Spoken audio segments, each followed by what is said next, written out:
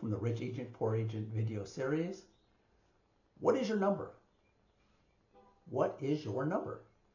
What is the number that's going to make you feel good 12 months from the day you get your license?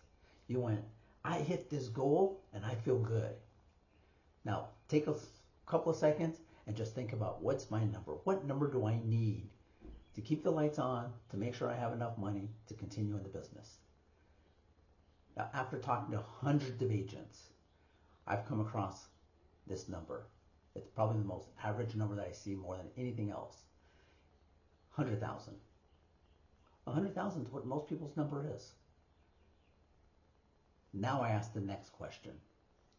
Is that 100,000 gross or net? Now, what's the difference between gross and net? Gross means I made 100,000, but then I started subtracting my splits. I started subtracting my dues. I started subtracting my marketing costs. I started subtracting everything. And you know what that number ends up being across the nation? Roughly 33,000 for the average agent. Not a very attractive number. That's the poor agent mentality. The rich agent mentality is, I want to net $100,000.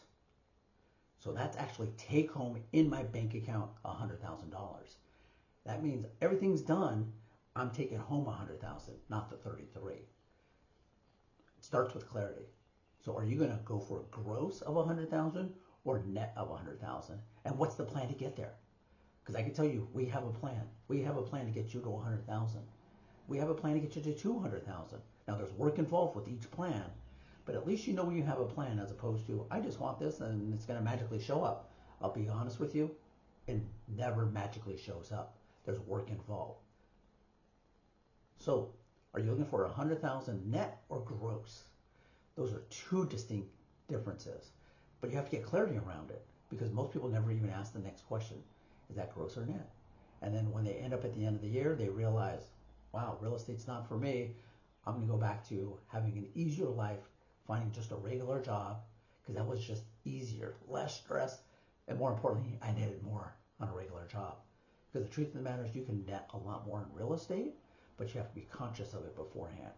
So, what is your number? Then let's figure out, how do we get you to your number? Because we have a plan to get you there.